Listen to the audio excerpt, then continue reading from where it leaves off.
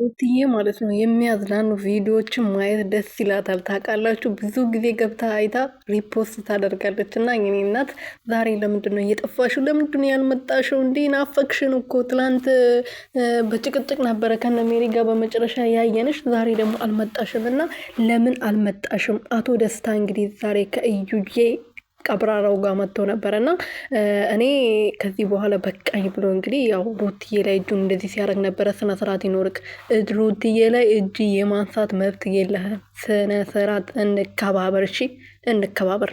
እንደዚህማ አይን እንዳታውጣባት ሩትዬ ላይ እንዴ።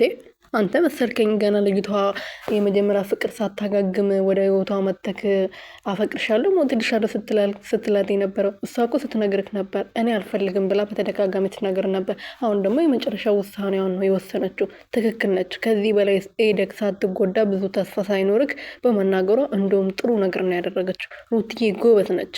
ሰላም ሰላም ቤተሰብ እንዴት ናችሁልኝ? እኔ ያለው እግዚአብሔር ይመስገን። እንዴት አመሻችሁልኝ? እኔ ያለሁላችሁ ፈጣሪ የተመሰገነ። በያላችሁበት ሰላማችሁ ትርፍርፍ ይበልልኝ። እንግዲህ ሩትዬ ዛሬ ብቅ አላለችም፣ ግን በቲክቶክ ሰፈር ዞር ዞር ስል ሩትዬ ደስ የሚልና የሚያስቅ ቪዲዮዎችን ሪፖስት ማድረግ ደስ ይላታል። ስለ ልጇ ሲሆን ሪፖስት ታደርጋለች። በቃ የሆነ አስተማሪ ያለው ቪዲዮ ሪፖስት ታደርጋለች። ዝም ብሎ እንደ ዝም ብሎ ሰው ሪፖስት አታደርግም፣ የኔ ልዕልት ማለት ነው። እና ይሄ ቪዲዮም ደግሞ በጣም የሚያስደነግጥ ነበር። ልጅቷን መለስ ያረጋት ነበረ ቪዲዮን የሰራችው ማለት ነው። እና ሩትዬ ደንግጣ ነው ኢየሱስ ጌታ ነው ብላ ነው እንግዲህ የፖሰተችው ማለት ነው። እየሳቀች የኔ ልዕልት